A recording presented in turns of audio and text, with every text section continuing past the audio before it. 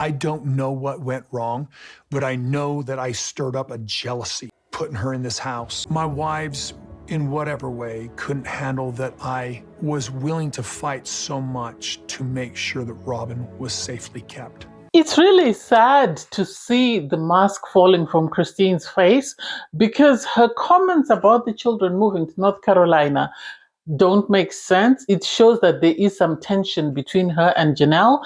The fact that she says they're splitting businesses and stuff, it's like, okay. And then Kody, the lack of self-awareness. So he has the audacity to sit there with his full chest and say that the rest of his wives were not willing to put up with him trying to make sure that Robin had the best experience in this family, had the best setup, where she had this massive home while people like Janelle were struggling to fit in with their children in the little houses that they have. This man lacks. I don't even know what's wrong with Kody. I even lack the words to say. But anyway, hey there. Thanks for stopping by. It's Valerie. Welcome to my channel. If you're new here, don't forget to subscribe. Click the like button. Turn on the notification bell for when I upload new videos. And definitely leave a comment. In this episode, I'll be reviewing Sister Wives Season 20, Episode 4. So the episode starts with Meri having gone to visit Jen and her husband. Apparently, they've now opened up a bike shop. And it's like, I'm sort of side-eyeing because I don't know whether Meri has gone there in an effort to drum up some business for her friend, or whether she's gone because she has production and she's looking for something to do. She gets there, Jen's husband is there. She gives us a brief sort of summary about the fact that Jen and her husband have opened up this shop. And then she goes in for a conversation with Jen. She's talking about the fact that, she is, she said she is still talking to Ron, the guy she met on the speed dating, when she went speed dating, and things seem to be going very well for the two of them. The problem that she has is, she's reluctant to discuss anything further with production.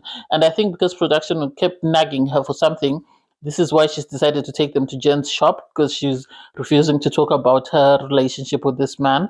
And so it's like, I get it. I really get it. I understand why she doesn't want to tell them anything, because if she does tell them something, then it's going to be front page news, and she wants to keep her relationship private. So you have her sort of go through a dating app. Well, they speak about a dating app. Everybody and their mother has a comment about dating apps. You have Robin say she would never do a dating app. She doesn't understand why people do a dating app. That's very, well, her words were disconnected. And it's like, well, they're not as connected as you going to church and eyeing somebody else's husband. So I guess I get where you're coming from. The fact that she's saying, oh, they're disconnected. Yes, they're not as connected as her going to this church and sort of ogling this man and having him ogle her back and give her googly eyes, and then they start dating in front of his wives. So I guess where she's coming from. We have Robin, they are sort of packing up with Kody to move into their new house. They're clearing out the old house in order to move to the new house. And Janelle is saying, she's heard through social media that Kody and Robin bought a bigger house than they had, and it's more expensive. So she's hoping that in them moving into this house, it means that, they will sell Coyote Pass, because obviously they've been holding on to Coyote Pass because Robin had this dream that she was going to live there, and now that this dream is not coming to pass, she can't let go. So Janelle says, because that mortgage is going to be higher, hopefully that will push them to sell.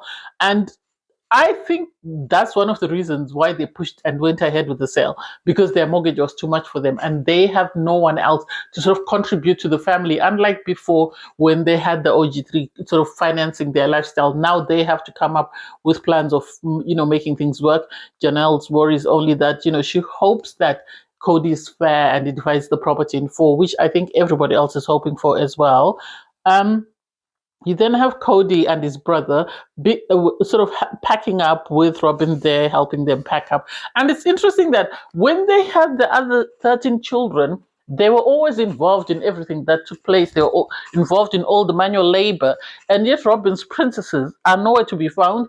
They're only found when it's time for them to stand around or pretend to be doing something. Otherwise, the rest of the time, they're nowhere to be found. You had Kody flirting with Robin. The Robin is saying in confessional there was this big family culture where you are not allowed to sort of flirt with Kody in front of the other wives.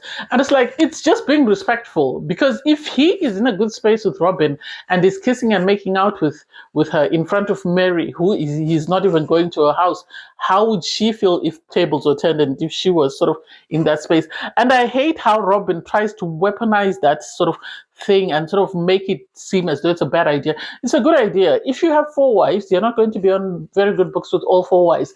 And who wants you to kiss this wife, this wife, this wife, this wife in front of one another? They wouldn't want that. So this is why they were being respectful for one another. And so for her to say, I'll have to learn to do it because, I was into polygamy. And even for Kody to say it will take time for her to readjust to being in a monogamous relationship. And it's like, this woman was married in a monogamous relationship where she had 3 kids. So don't make it seem like it's something new that we're sort of having to come to grips with.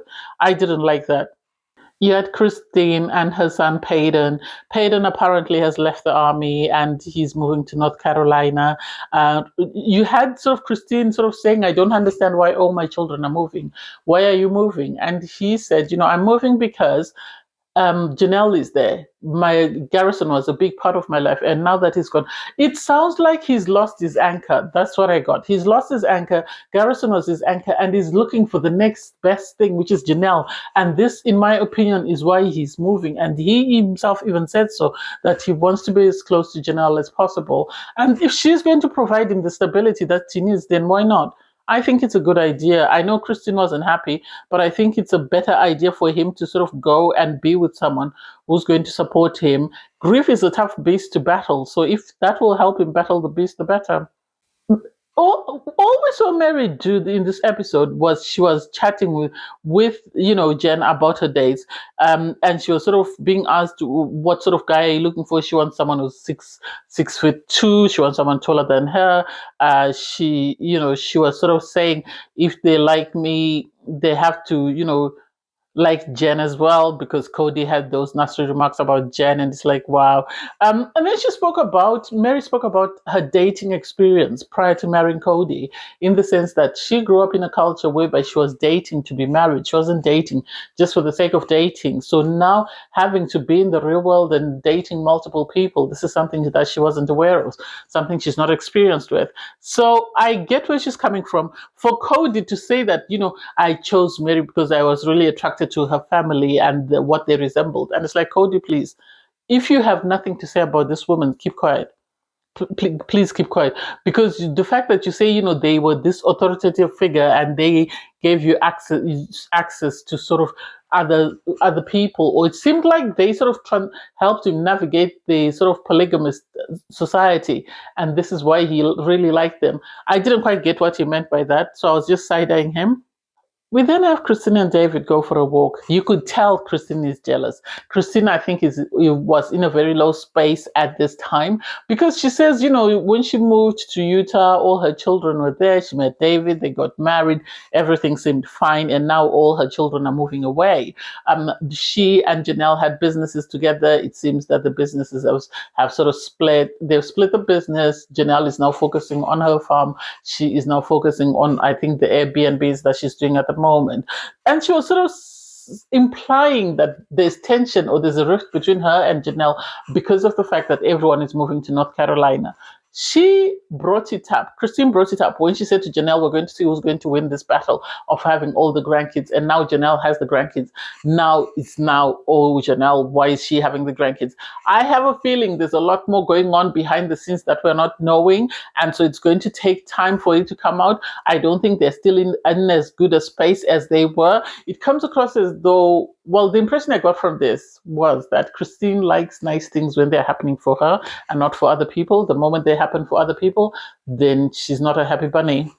Kody then had a conversation with his brother, and his brother was asking him, "Why are you moving? Why are you moving houses?" And he said, we've lived in Flagstaff for 6 years, and in the 6 years, we've spent 5 years in this house. The problem is, in this house, I've experienced a lot of trauma. All my marriages have ended in this house, and the fact that Garrison has passed away as well, those are his excuses as to why he wants to move. And he said, I wanted to, he was asking the brother, did you want to be a polygamist, or do you still want to be a polygamist? The brother said, no, I'm done. I don't want anything to do with polygamy. And so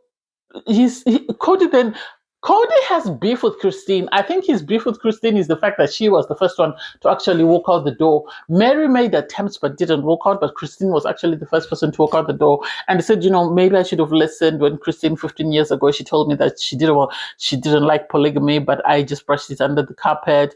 And you were saying, but now I can't even stand to say her name. I only interact with her when it's something to do with her kids. And I'm happy that the brother had to call him out and say, they are your kids as well. They're not just her kids. And this is something that he's done a lot. And Robin barely corrects him. He says Robin and my children, but he will never say Christine and my children, or Meri and my child, or whatever. He's always labeling them against the mother, which makes it seem like he really didn't want the kids and was waiting to find his soulmate. He went on about the fact that he wasn't happy in polygamy. He was just pretending to be happy, and he doesn't understand why Robin can't let go of the polygamy dream.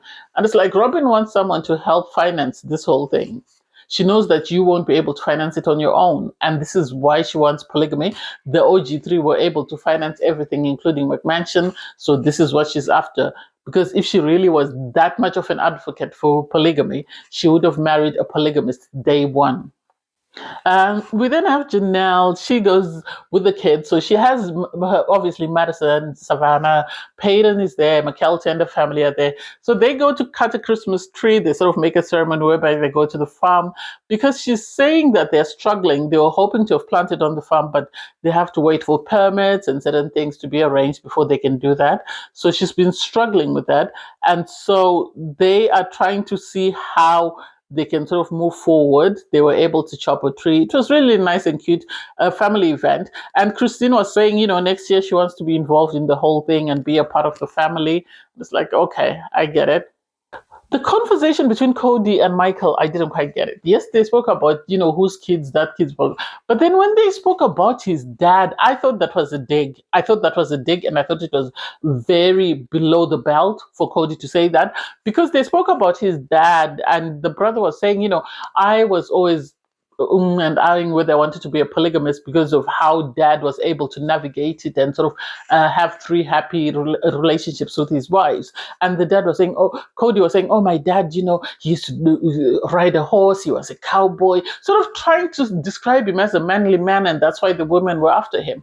For him to say that, Janelle's mother said she fell in love, I don't think she fell in love, I think she was just attracted. And it's like, how much lower can you go? You've already said Janelle loved you just for your body. Now you're saying Janelle's mother loved your dad just because of the body.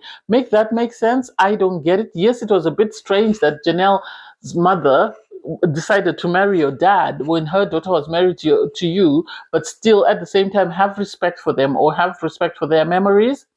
Janelle and the kids were discussing about polygamy and saying, do you know any polygamous family that's been happy? And they said the Daggers. I don't know the Daggers. I've never watched them. I don't think they have a show, but I think we've seen them on TV.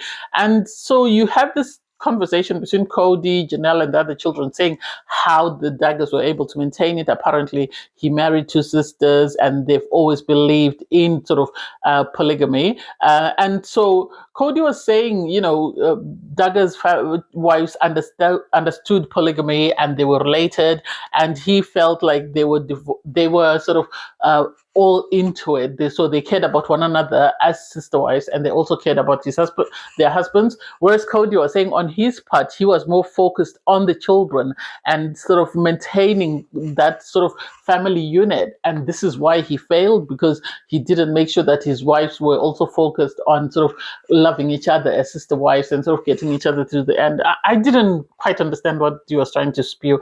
I think he was just looking for something to say so that he came across looking great. We then saw Kody and Robin and their children sort of having their final walkthrough of their house of McMansions before they moved through to the to McCabin. So they were sort of saying, Kody was saying, this house haunts me. I have my memories of this place because that's where he had his last Christmas with the whole family. They are ruined because he has to think this is where we had the last family. This is this is where we had the last family fight. So he and his family are happy to be moving. Do I think it's a good idea? Let them move. I think let them move. Let them move to their new place and let's see what happens there. I don't know how long that will last. I think once the money dries, Robin is leaving. But that's just my opinion. Anyway, thanks guys for watching. Please don't forget to like, share, comment, and subscribe. Click on the link in my video to watch my review from episode 3. Bye everyone.